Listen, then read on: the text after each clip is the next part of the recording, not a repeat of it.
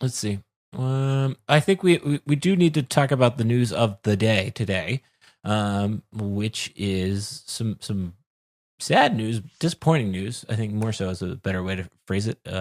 Friend of the podcast, Audrey Snyder, tweeted today. So after 7 years at The Athletic, my time with the company has come to an end. They no longer want to cover Penn State with a full-time beat writer. Proud of the work I did and the stories I told. Thank you to so many who subscribed. Time to figure out what's next. Um, I want to talk about this from a couple different perspectives. I think there's the Audrey perspective of the voice of Audrey and what a great job that she does. I think that's what's frustrating about this. I also want to talk about this because you and I were talking about this earlier today.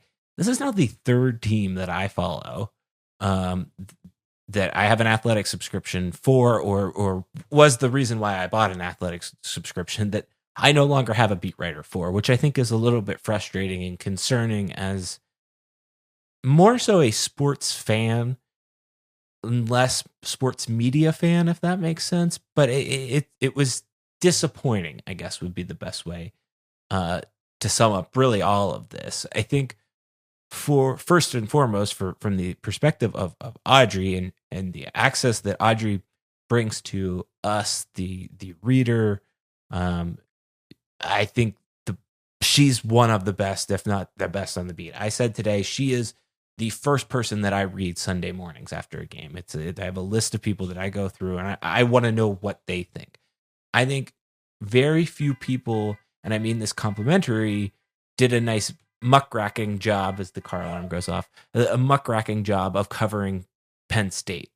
She got in there and uncovered things and made you aware of things and did a true journalism job that I think, not that anybody else isn't doing that per se, but when Audrey did it, you just paid attention a little bit more. And I hope, with her being laid off or whatever this situation is, I hope that she stays on the beat, because if she goes away, the Penn State media voice is less valuable without her on it.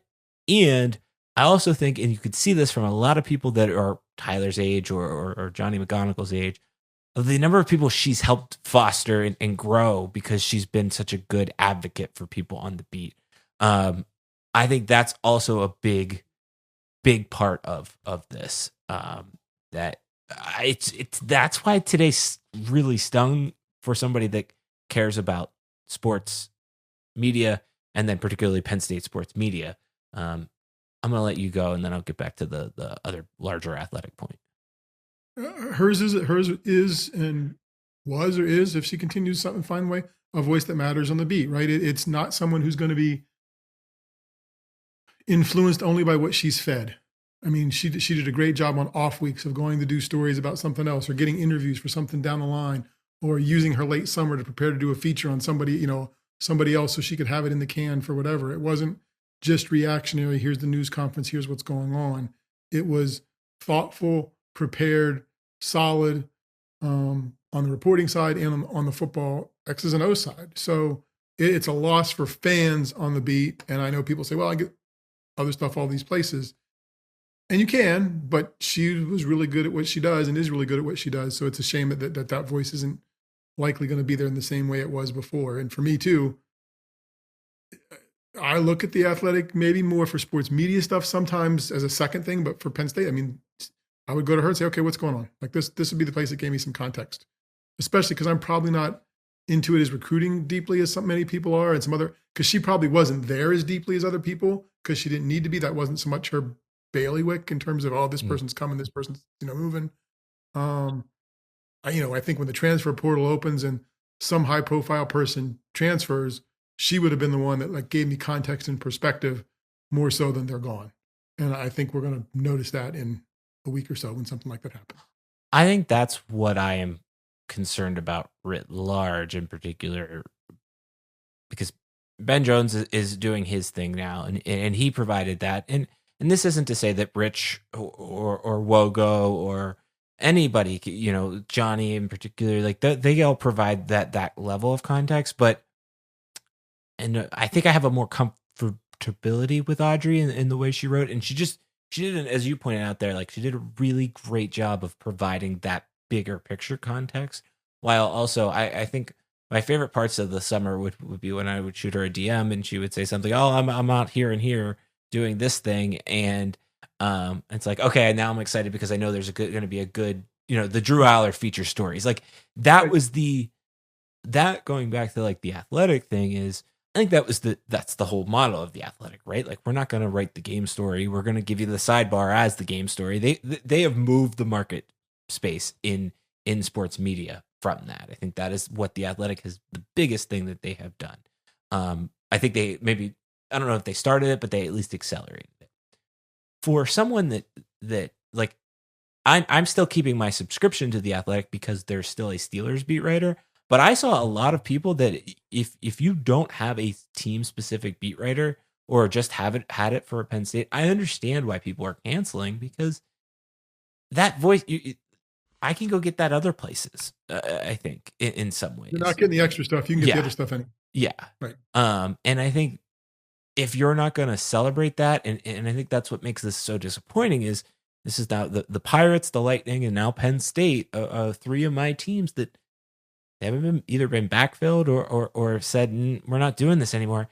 What is the point? Like, if I can get national stuff anywhere, I can get national stuff anywhere. And there's a lot of unpaywalled or paywalled at different places, creative national stuff out there that I don't know what the selling point anymore for the Athletic is for me, aside from the Steelers stuff right now. And I think that's what I am struggling with.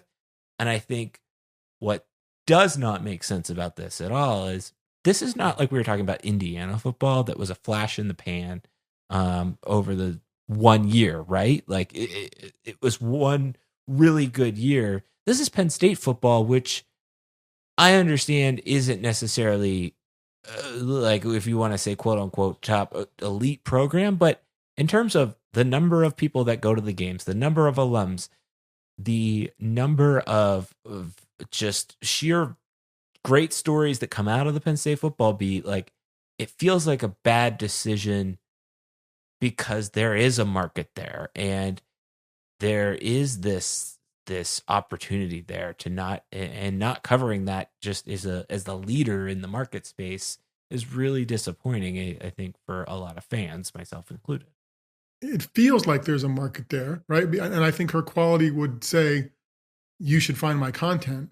But are the pay sites and other things, are enough people invested in those that maybe they're not getting? And I guess maybe, I don't know, she would know, or the people that made the decision, I guess would hopefully know, you're not getting enough traffic for us to merit continuing to do it, right? Like that's the only thing that I don't know in this whole thing is like, what were the Athletics numbers or metrics in terms of saying, right. Oh, this is successful or not?